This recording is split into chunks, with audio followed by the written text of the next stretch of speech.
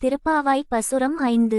மாயனை மன்னு வடமதுரை மைந்தனை, தூய பெருநீர் யமுனை துறைவனை, ஆயர் குலத்தினில் தோன்றும் அணிவிளக்கை, தாயை குடல் விளக்கம் செய்த தாமோதரனை, தூயோமாய் வந்து நாம் தூமலர் தூவித்தொழுது, வாயினால் பாடி மனத்தினால் சிந்திக்கப், போய பிழையும் புகுதருவான் நின்றனவும், தீயினில் தூசுவாகும் செப்பேலோ ரெம்பாவாய். திருப்பாவாய் பசுரம் 5 மீனிங் மற்றும் விளக்கம்.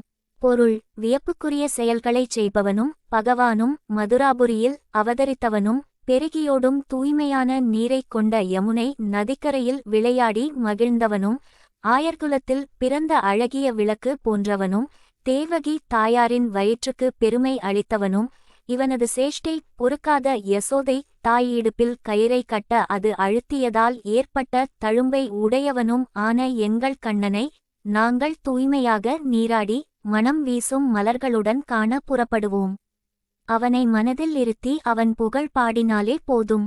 செய்த பாவ பலன்களும் செய்கின்ற பாவ பலன்களும் தீயினில் புகுந்த தூசு போல காணாமல் போய்விடும்.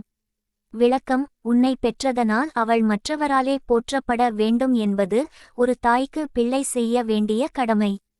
தேவகி தாய்க்கு கண்ணனை பெற்றதால் பெருமை. இங்கிவனை நான் பெறவே என்ன தவம் செய்து விட்டேன் என்று அவள் பெருமைப்படுகிறாள். குழந்தைகள் பெற்றவர்களுக்கு நல்ல பெயர் வாங்கித் தரவேண்டும் என்பது இதன் உட்கருத்து.